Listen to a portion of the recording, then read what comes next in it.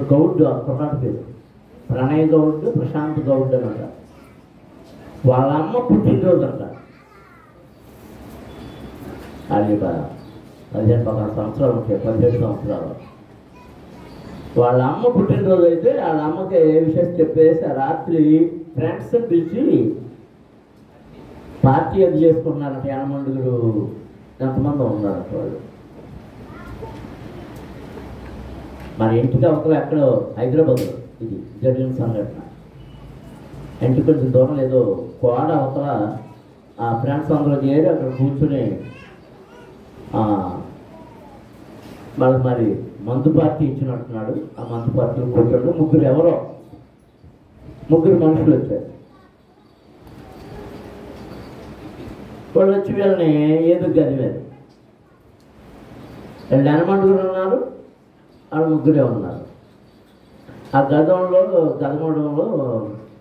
వీళ్ళ దగ్గర డబ్బులు ఎక్కువ ఉన్నాయో అనుకుని ఇమ్మని అడుగుతున్నారు. వాళ్ళు ఘర్షణ జరిగింది వాళ్ళకి. మేము యానమండుగురు ఉన్నాం కదా, వాళ్ళ ముగ్గురిని కొట్టేస్తామని చెప్పి వీళ్ళు లేచి తలపడ్డారు.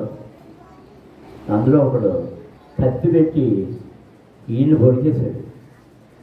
ఎవడైతే పార్టీ ఇచ్చాడో వాడిని వాళ్ళ అమ్మ పుట్టినరోజని పార్టీ చేసుకుంటే వాళ్ళందరినీ పిలిచినందుకు వీడు వెంటనే చచ్చిపోయాడు. నేను ఎందుకు చెప్తున్నానంటే పిల్లలు ఏవో పార్టీలు అంటే స్నేహితులు బర్త్డేలని అవి అని ఇవని వెళ్తుంటారు. ఎవరిని వద్దు, పిల్లల్ని కంట్రోల్లో ఉంచాలి. వాళ్ళకి ఏమైనా కీడు జరిగితే మీరు ఏం చేయలేరు. కీడులో పడకుండా ఉండాలంటే అలాంటి ప్రదేశాలకు వెళ్లకుండా పిల్లల్ని మీరు అదుపులు పెట్టుకోవాలి. ఆడపిల్లలైనా సరే, మగపిల్లలైనా సరే వాళ్ళని క్షేమంగా వాక్యంలోనూ ప్రార్థనలోనూ పెంచండి. అది మీకు సంతోషదాయకం అవుతుంది. విచారాన్ని కొని తెచ్చుకున్న వారెవరు అలాంటి వాటికి స్వేచ్ఛ ఇవ్వడం వల్ల, వాళ్ళు వెళ్ళడానికి అనుమతులు ఇవ్వడం వల్ల మీ దుఃఖాన్ని మీరే కొని తెచ్చుకుంటున్నారు. దానికి జాగ్రత్తగా దేవుడు వాక్యం చదువుకున్న కొద్ది నిమిషాలు కొంచెం ఓపిక పట్టండి. 34వ కీర్తనలో 9-10 వచనాలు మనం చదువుకుంటాం. యెహోవా భక్తులారా, ఆయన యందు భయభక్తులు ఉంచుడి. ఆయన యందు భయభక్తులు ఉంచడానికి ఏమీ కలుగలేదు. సింహపు పిల్లలు లేమి గలవై ఆచరుగను. యెహోవాను ఆశ్రయించు వారికి ఏ మేలు కొదువై ఉండదు. దేవునికి స్తోత్రం. అందరూ స్తోత్రం చెల్లించుదాం. హల్లెలూయా, హల్లెలూయా. పరమ తండ్రి, పరిశుద్ధ ప్రభువా, జీవాధిపతి, ఈ చదవబడిన లేఖన భాగాన్ని ఆశీర్వదించండి. దీనిని విరిచి పంచి మాకు ఇవ్వండి.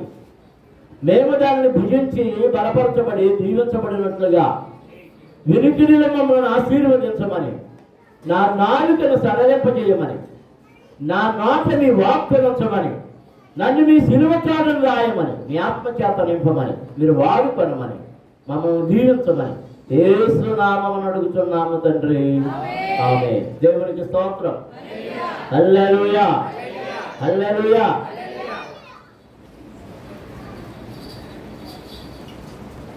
నేను రక్షణ పొంది దేవుని యొక్క కాపుదలలో ఉన్నానని ఎంతమంది నమ్ముతున్నారు? వాళ్ళు చేతులెత్తి చూపించండి. దేవునికి స్తోత్రం. మీరేం పొందారు?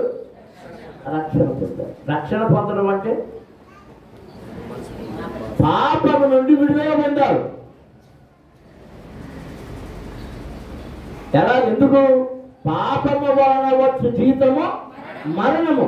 ఆ మరణములోనికి వెళ్లకుండా మీరు విడిపించబడ్డారు. మరణము నుండి విడిపించబడ్డారు. అది రక్షణ. దేవునికి స్తోత్రం. హల్లెలూయా. సింపుల్గా మాటలతో నేను చెప్పి ముగించాలనుకుంటున్నాను. ఇక్కడ ఈ కీర్తనలో దావీదు భక్తుడు అనేకమైన సంగతులను తెలియజెప్తూ ఇక్కడ ఏమంటున్నాడండి, యెహోవా భక్తులారా ఆయన యందు భయభక్తులు ఉంచుడి. ఆయన యందు భయభక్తులు ఉంచువానికి ఏమీ కొదువలేదు. ఆయన యందు భయభక్తులు ఉంచువానికి ఏమీ కొదువలేదు. వచ్చిన అందరూ కలిపి చదవండి. వచ్చిన వంటి సకం చదివారు. సకాల అలవాటు అయిపోయింది. సకాల అలవాటు అయిపోయింది.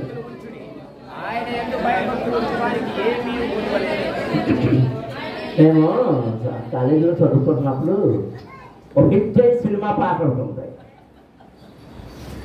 సగం సగం నువ్వు సగం నేను సగం సగాలు రెండు.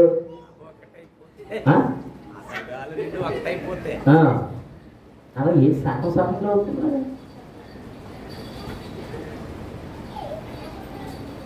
మా పెద్ద గుర్తొచ్చిందా పాట? వచ్చేస్తున్నారు, గుర్తొచ్చింది.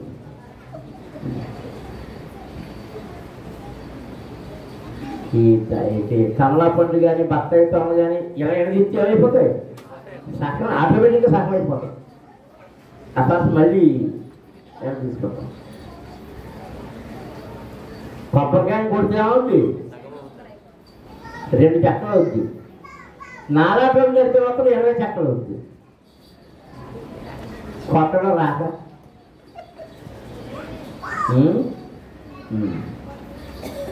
చదవడం వచ్చిన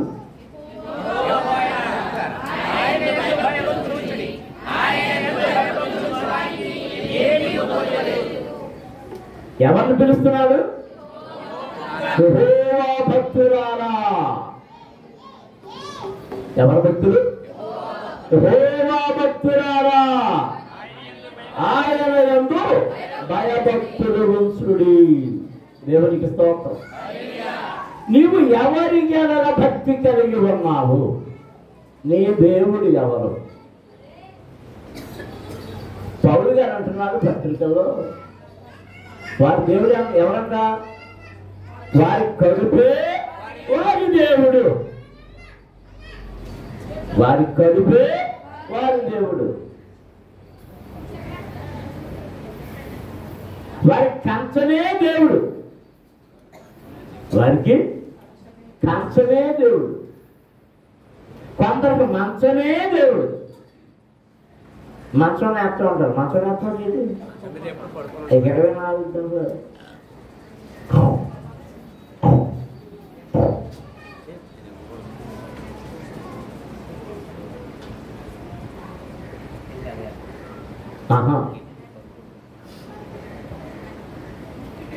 ఎవడు అలాగా పీటలుగా చదివి మనసులో పడుకున్నవాళ్ళు అని ఏమంటారు? వాడిని సోమరి అంటారు. సోమరి వారికి ఆహారం దొరుకుద్దా? దొరకదు, దొరకదు.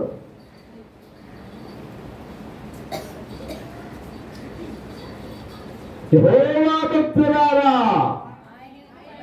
ఆయన యందు భయభక్తులు ఉంచుడి. మీకు ఈ మధ్యాహ్న సమయంలో హెచ్చరిస్తున్న హెచ్చరిక. అందరూ జాగ్రత్తగా ఈ మాట గుర్తుపెట్టుకోవాలి.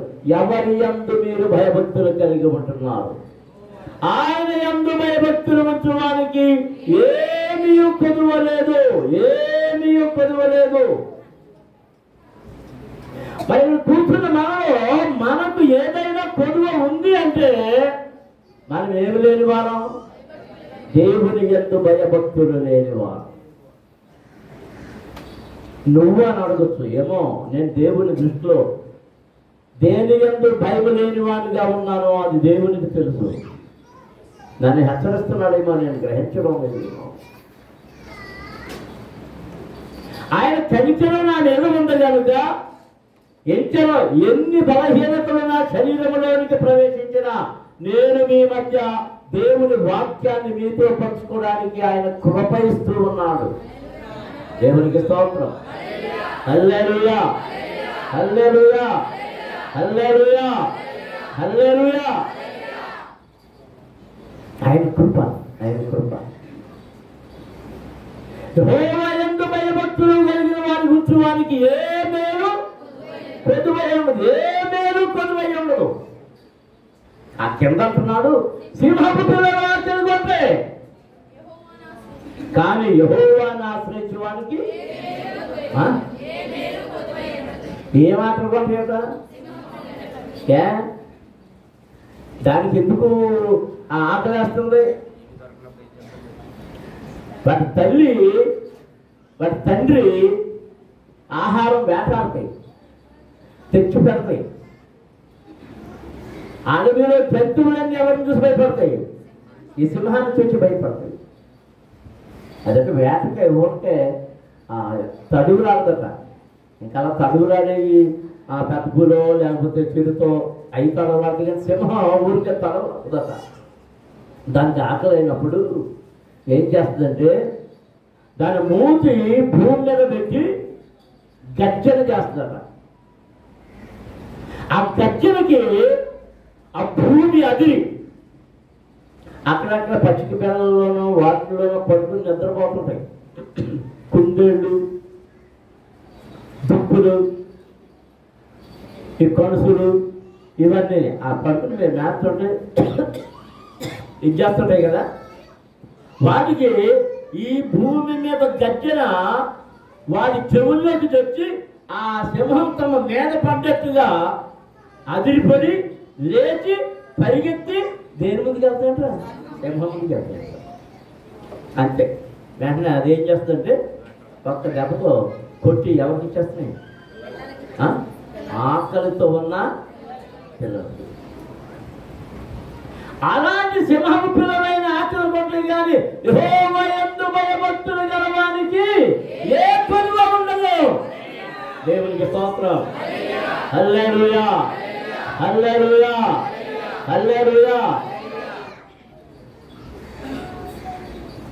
ఎదుగు ఇవాళ అమ్మగారిని అడుగుతారు, ఇవాళ రాబడి ఎంత ఉందో.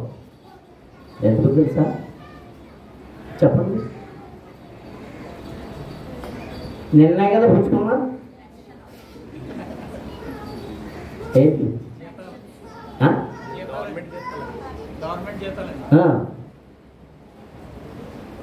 మీరు దశం భాగం తీసారో లేదు ఎవరు చెప్తారు ఇక్కడ? ఆ పెట్టి చెప్తుంది. ఆ పెట్టే సాక్ష్యం. దేవునికి ఇచ్చేవారు లేదు. జీతాలు ఉద్యోగస్తులకు జీతాలు టైంకి పడతలేదంట. ఇవాళ 1వ తారీఖు, కానీ నీకు ఎప్పుడు వచ్చేసింది? నేనే వచ్చేసి. నువ్వు ఎంత ఆశీర్వదించబడ్డావమ్మా? లేరమ్మా, లేరమ్మా, ఎంత ఆశీర్వదించబడ్డావమ్మా? అమ్మ బాయమ్మ, అమ్మ అమ్మ గ్రేసమ్మ, ఎంత ఆశీర్వదించబడ్డావమ్మా? మరియమ్మ గారు ఉంటారు కదా, ఎంత మరియమ్మ గారు ఉంది. తెలిపోయిందా? ఏంటో అంటుంది పిల్లలు అనుకుంటున్నారు. మరియమ్మ గారేనా? అందుకే లేదా? అందుకే ఇవాళ కనపడటం వాళ్ళు.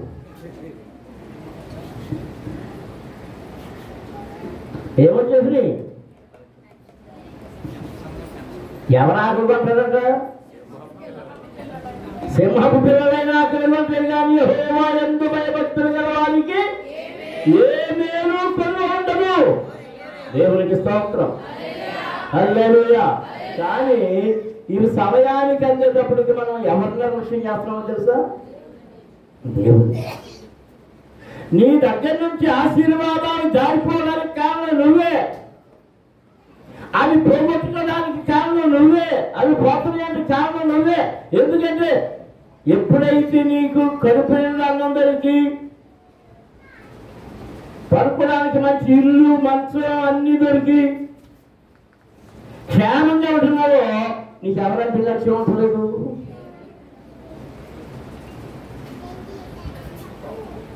లక్ష్యం ఉంటుంది దేవుడు అంటే. నెలకి ఏం మొదలవుతుంది? మీకు ఒక సంగతి చెప్పాలనుకుంటున్నాను.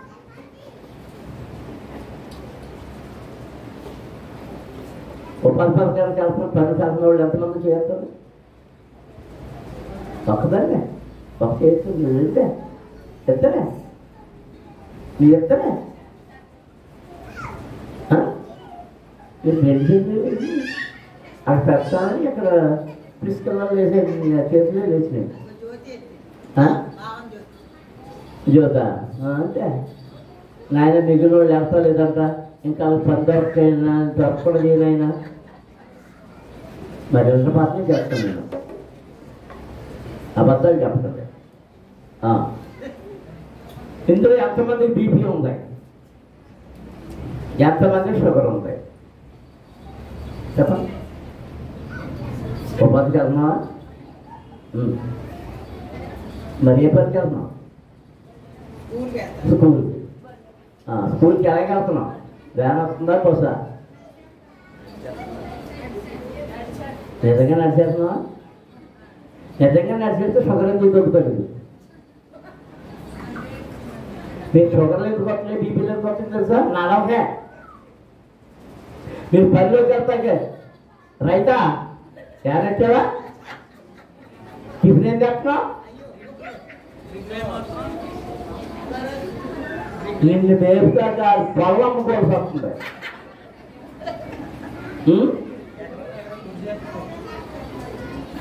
నువ్వు నడిచేంతసేపు, మామూలు మతక బియ్యం తిన్నంతసేపు నీకు ఏ షుగర్ లేదు, ఏ బీపీ లేదు, ఏమి లేదు, ఏ ప్రాబ్లం లేవు. ఈ ఆటోలు కూడా ఎగిరిపోతున్నాయని నేను వ్యాన్లో మళ్ళీ కొత్తగా వెళ్తున్నాం. ఏసీ వ్యాన్ పెట్టరా? పొలంలో కూడా ఏసీ ఉంటుందా? బుద్ధికి చెప్తున్నాను మంత్రమా?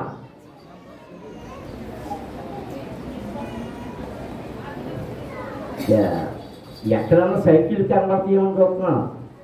సైకిల్ ఎక్కడ కనబడతారు? సైకిల్ షాప్ వాళ్ళు అమ్మేవాళ్ళు మూసేసుకున్నారు. ఏ షాపులు పెరిగిపోయినాయి? మోటార్ సైకిళ్ళు, కారు షాపులు పెరిగిపోయినాయి. ఇప్పుడు ఈ సైకిల్ తప్పడం మానేశారు. మోటార్ సైకిళ్ళు కారు మీద తిరుగుతున్నారు. నాకే ఎలా ఇంట్రెస్ట్ అన్నాడంటే ఇంట్లో సైకిల్ దొరుకుతున్నాడు. ఎక్కడ మళ్ళీ అది 20,000 30,000 కొని ఏది ఆ సైకిల్ ఇంట్లో గదిలో పెట్టుకుని దాని మీద తీరు పడుగు ఊక్కొట్టండి. కాళ్ళు కదులుతీ పొట్టగలుగుతా. అదే మామూలు సైకిల్ అయితే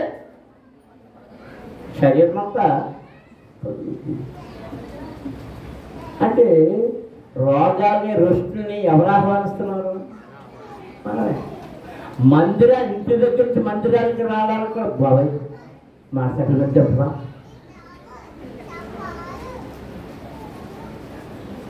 దేనికి అలవాటు పడిపోయాము? సుఖానికి.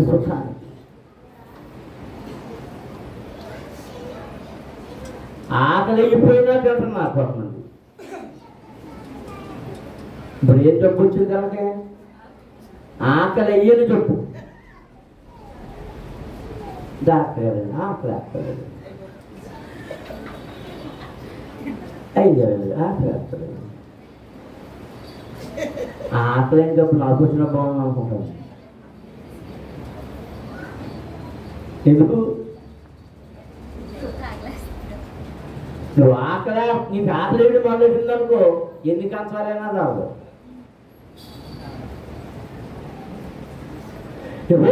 ఎందు భయభక్తులు గల వారికి ఏ మేలు పొందువై ఉండదు. దేవునికి స్తోత్రం. నీవు మేలు పొందుకోవాలంటే దేవుని సన్నిధిలో కనబడాలి. ఎక్కడ కనబడాలి? 122వ కీర్తన మొదటి వచనం చదువుతాం. యెహోవా మందిరమునకు వెళ్ళుదామని జనులు నాతో అనినప్పుడు నేను సంతోషించుదని, యెరూషలేమా మా పాదములు నీ గుమ్మములలో నిలుచుచున్నవి. యెరూషలేమా బాగుగా కట్టబడిన పట్టణము వలె నీవు కట్టబడి ఉన్నావు. దేవునికి స్తోత్రం. హల్లెలూయా. ఎవరు చెప్తున్నారు ఈ మాట? దావీదు గారు, రాజైన దావీదు ఏం చెప్తున్నాడంటే ప్రజలు వచ్చి ఏమంటున్నారట? అయ్యా రాజుగారు ఎక్కడికి వెళ్దాం? దేవుని మందిరానికి వెళ్దాం. దేవుని మందిరానికి వెళ్దాం. ఈ మాట అనగానే నా హృదయం అయిపోయింది తెలుసా?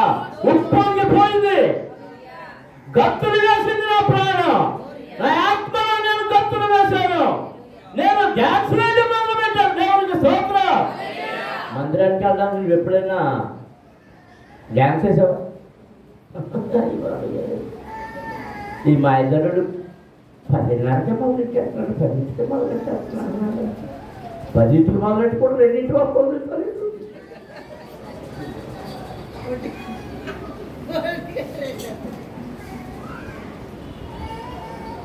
కానీ దావీదు అంటున్నాడు,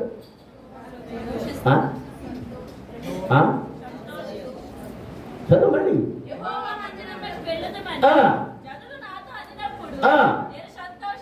ఏం చేశాడు? సంతోషించుకుని యెరూషలేమా మా పాదములు నీ గుమ్మములలో నిలుచుచున్నవి. యెరూషలేమా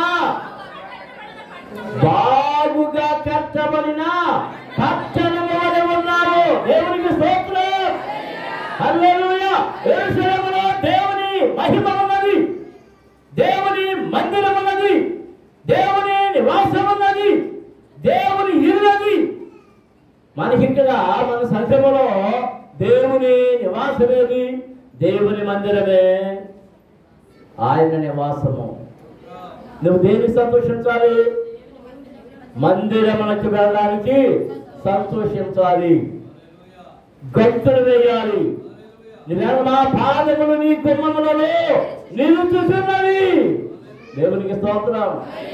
హల్లెలూయా, హల్లెలూయా, హల్లెలూయా.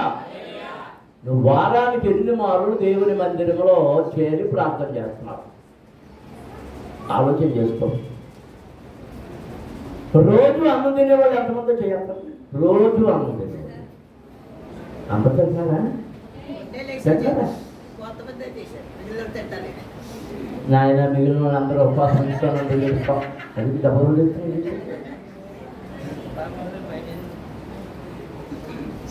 రోజుకి ఎన్ని మార్లు తింటున్నారు? 2. పొద్దున్న 20 ఇడ్లీలు తింటున్నారు.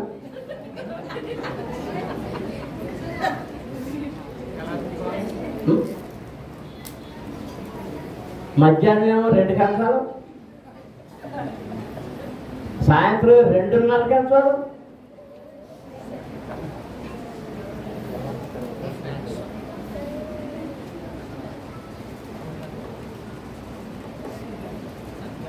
ఒక సామెత ఉంది, పెద్దలు పూర్వం చెప్పారు.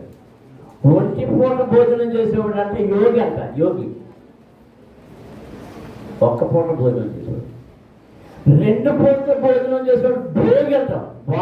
బాగా అనిపించుకున్నాడు ఆ 2 పూటలు. 3 పూటల భోజనం చేసేవాడు రోగి. రాగం ఉన్నవాడు 3 సార్లు తింటాడట. నేను ఇదివరకు 2 సార్లు తినేవాడు భోజనం. మధ్యాహ్నం 1 గంటకి, రాత్రి. ఈ గుండె ఆపరేషన్ అయిన తర్వాత డాక్టర్ గారు అక్కడ చెప్పారు, నువ్వు 2 సార్లు తింటావు భోజనం అని అడిగారు. 2 సార్లు తింటాను. పొద్దున్నే ఏం తింటాను? ఏం తిన్నావు అన్నా. ఇక ఎప్పటి నుంచి పొద్దున్నే టిఫిన్ చేసి అప్పుడు మాత్రం వేసుకో. ఇప్పుడు నేనేమైపోయాను? 3 పూటలు చేస్తున్నాను. ఎందుకు? రోగిని. రోగం వచ్చింది కాబట్టి 3 సార్లు తినాలి. ఆ పొద్దున్నే తినకుండా కొన్ని ట్యాబ్లెట్లు వేసుకోకూడదు. అది ఖచ్చితంగా తినాలి, లేకపోతే ఎసిడిటీ వస్తుంది. 3 పూటలు తింటాం. దానికి ఏమాత్రం తక్కువైనా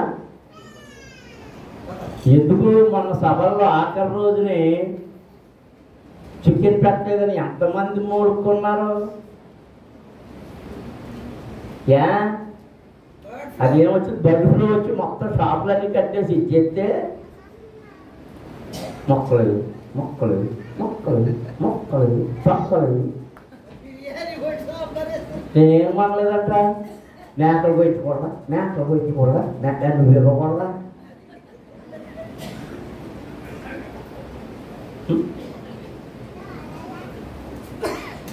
అంటే మనం దేవుని సన్నిధి కంటే ఏది ప్రాముఖ్యమైపోయింది?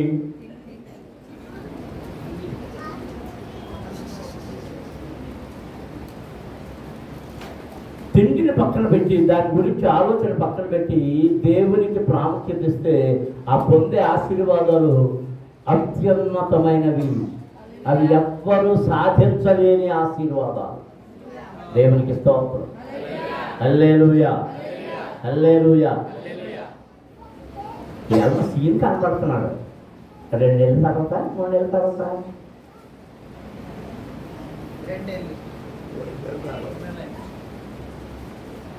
అవునా అంటే అర్థమేంటి? అప్పుడు 2 నెలలు పూర్తి 3 నెలల్లో వచ్చారు.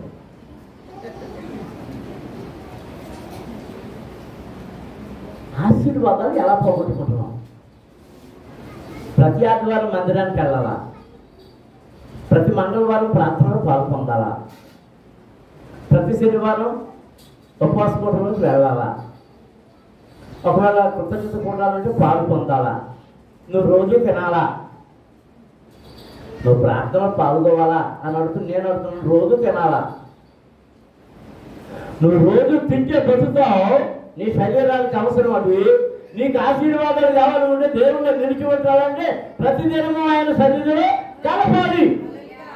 అన్న దేవునికి స్తోత్రం చెల్లించుదాం. హల్లెలూయా, హల్లెలూయా.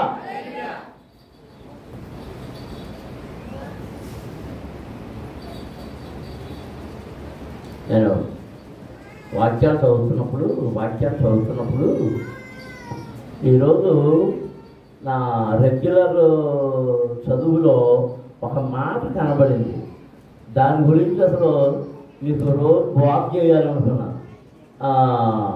నిర్గమకాండం 34వ అధ్యాయం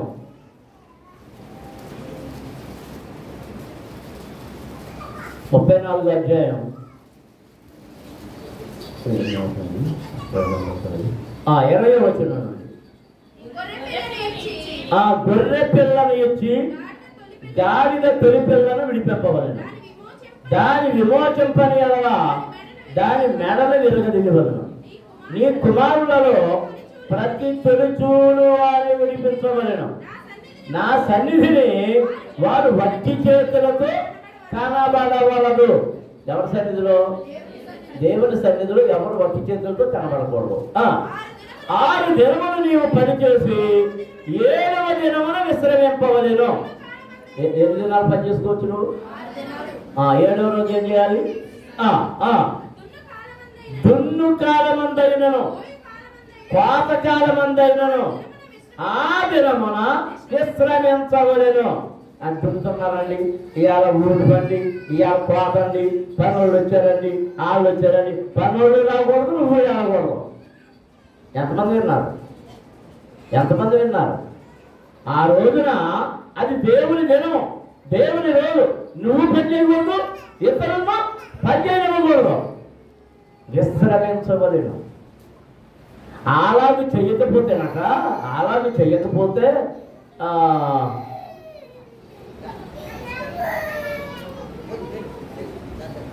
మరో చోట వ్రాయబడింది.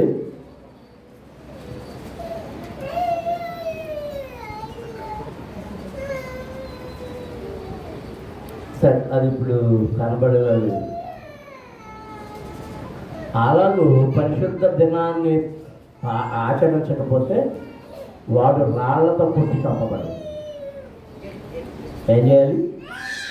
రాళ్లతో కొట్టి చంపబడాలి. అంటే ప్రాణము రక్షించబడాలంటే ఎవరి మాట వినాలి?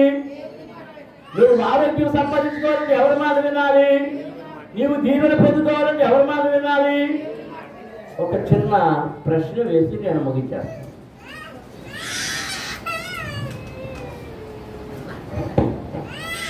నాతో దండయాత్రలకు వచ్చే వాళ్ళకి తెలుసు. సత్సమ్మ గారు వచ్చిందా? ఆవిడ ఉంది. నారకట్టు వచ్చేది. వెంకయ్యమ్మ గారు ఉంది. రామలక్ష్మమ్మ మరి ఎన్ని వచ్చిందో ఎన్న కొట్టిందో.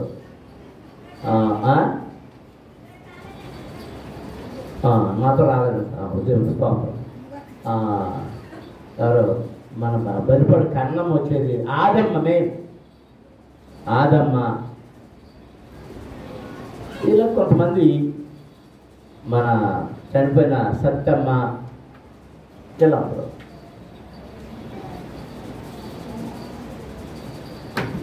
భయం వచ్చేది అన్నింటికి వచ్చిందా? నేరం అన్నింటికి వచ్చిందా? అసలు రాదా? ఎన్ని అది వచ్చావా? గ్రసం వచ్చిందా? కొంతమంది ఉన్నారు. బంగారం వచ్చేది,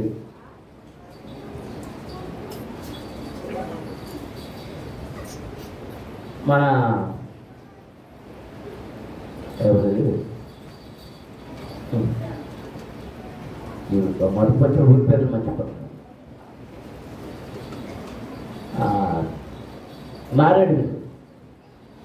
మారేడుమల్లి వైపుకి దండయాత్రలకు వెళ్ళేవాళ్ళం.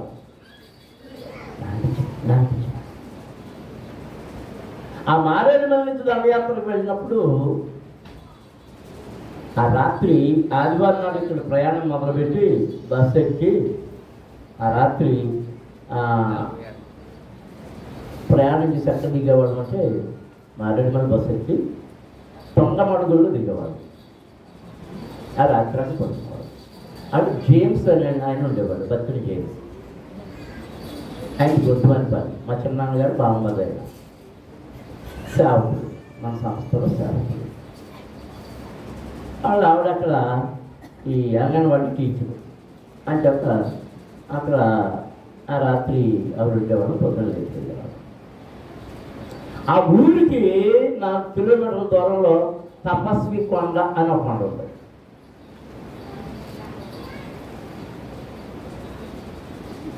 మనసారి వెళ్ళినప్పుడు మామూలుగా ఉంటే చాలా చిన్న పల్లెటూరు.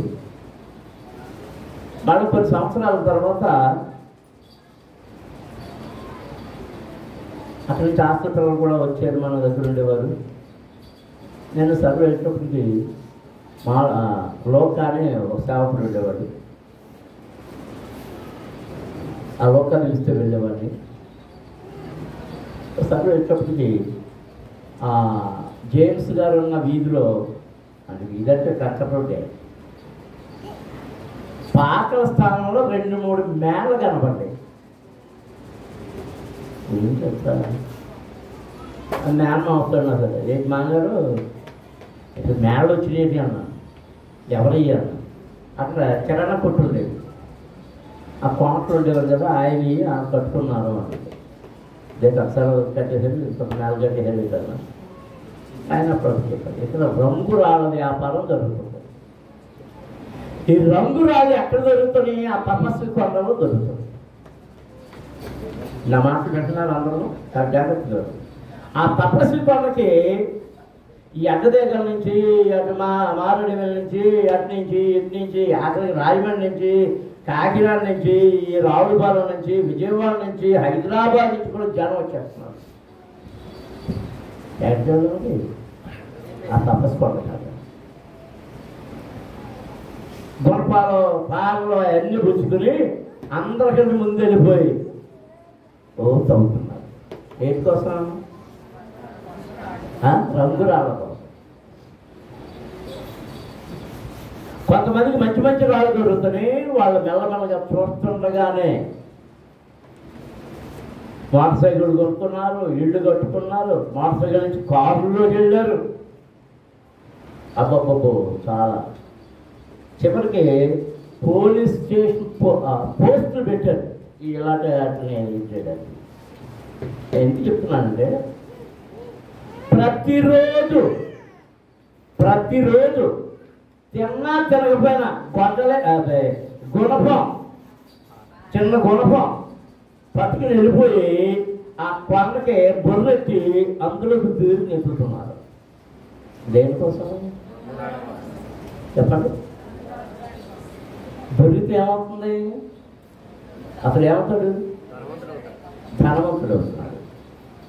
అంటే వాటి కొరకు ఎక్కడెక్కడి నుంచో వచ్చే కొండలు తవ్వుతున్నారే ధనవంతుడు అవసరం కోసం. మరి దేవుని దీవెనలు పొందడానికి నువ్వు రోజు వెళ్ళొద్దా? రోజు వెళ్ళొద్దా? తవ్వుకున్న వానికే దొరుకుతుంది. ఎవరికి దొరుకుద్ది? తవ్వుకున్న వానికే దొరుకుద్ది, తవ్వని వానికి దొరకదు. దేవుని రాజ్యం ఎలా ఉందంటే ప్రభు చెప్పాడు, పొలములో దాచబడిన ధనమును పోలి ఉన్నది. దేని పోలంది? పొలములో దాచబడిన ధనమును పోలి ఉన్నది. దాని కొరకు నువ్వు ఏం చేయాలి? ముందు దాన్ని వెల ఇచ్చి కొనుక్కోవాలి. రెండవదిగా దానిని తవ్వడం మొదలు పెట్టాలి. నీకు పొలంలో నీళ్లు పడాలంటే ఏం చేయాలి? ఆ పొలంలో ఏం చేయాలి? బోరేయడం అంటే తవ్వడమే.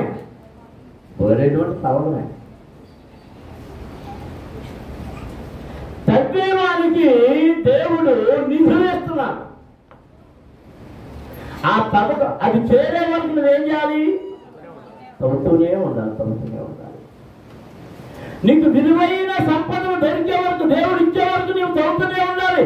ఆయనతో కనెక్షన్ చెక్కబట్టుకోకూడదు. వారానికి ఒకసారో, 2 వారాలకు ఒకసారో, 3 వారాలకు ఒకసారో, 2 నెలలకు ఒకసారో, 3 నెలలకు ఒకసారో, 4 నెలలకు ఒకసారో, 6 నెలలకు ఒకసారో, సంవత్సరానికి ఒకసారో మనం దేవుని సన్నిధికి వెళ్తే దీవెనలు దొరకవు. దినదినము దేవుని సన్నిధిలో మనం నిలుచుంటే మనకు ఒక్క ప్రశ్న, ముక్కు నోరు మూసుకుని మీరు ఎంతసేపు ఉండగలరు? ప్రయత్నించండి ఒకసారి. 5 నిమిషాలు ఉన్న వాళ్ళకి 1000 రూపాయలు ఇస్తా.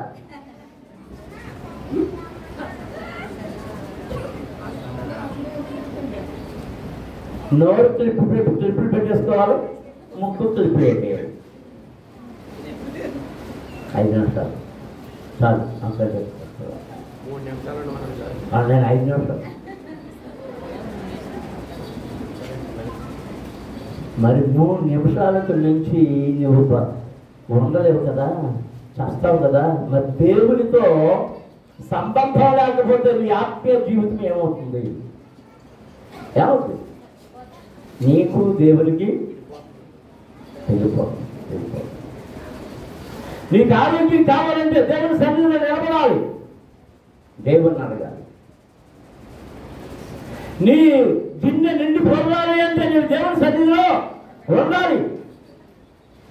నీ పిండి పిసుకు పెట్టి అంటే నీ ఆహారపు గిన్నె దీవించబడాలి, నీ పశువులు దీవించబడాలి, నీ ఇల్లు దీవించబడాలి, నీ బిడ్డలు దీవించబడాలి, నీ కుటుంబం దీవించబడాలి, నీ శరీరం దీవించబడాలి.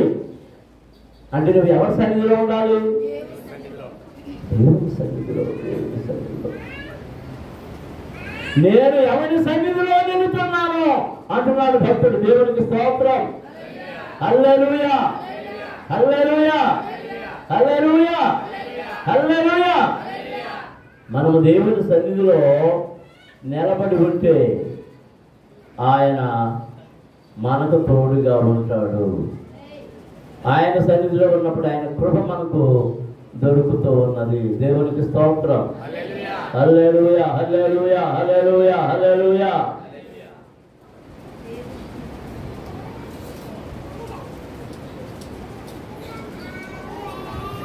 నేను కొన్ని వచనాలు మర్చిపోయాను. దేవుని సన్నిధిలో ఉండడం. దేవుని సన్నిధిలో ఉంటే దేవుడు నీకు ప్రత్యక్షం అవుతాడు. నీవు దేవుని సన్నిధిలో ఉంటే దేవుని స్వరాన్ని వింటావు. నీవు దేవుని సన్నిధిలో ఉంటే దేవుణ్ణి చూడగలవు. దేవుణ్ణి చూడాలి, దేవుని స్వరాన్ని వినాలని ఎంతమంది ఆశపడుతున్నారు? అందరూ గట్టిగా స్తోత్రం జరుగుతుంది. మోకరించండి, ప్రార్థన చేస్తున్నాం. దీవెన కావాలా? దేవుని సన్నిధిని విడవకు. ఆరోగ్యం కావాలా? దేవుని సన్నిధిని విడవద్దు. ఆశీర్వాదాలు కావాలా? దేవుని సన్నిధిని విడవద్దు. నిత్యము దేవుని సన్నిధిలో ఉంటుంది. ఇప్పుడు గొడ్రాలుగా ఉంది హన్న, దేవుని సన్నిధిలో బ్రతిమలాడుతుంది. దేవుని సన్నిధిని విడిచిపెట్టద్దు. చూసే వాళ్ళందరూ తాగిందేమో అనుకుంటున్నారు, దైవజనుడు కూడా తాగిందో అనుకుంటుంది, కానీ దేవుని సన్నిధిని విడిచిపెట్టలేదు. దేవుని కృపను పొందుతుంది. దేవుని కృపను పొందుతుంది. దేవుని కృపను పొందుతుంది. నీకు దేవుని కృప కావాలా? అయితే దేవుని సన్నిధికి రా. దేవుని సన్నిధి వదలొద్దు. దేవుని సన్నిధి వదలొద్దు. దేవుని సన్నిధి వదలొద్దు. స్తోత్రం. హల్లెలూయా.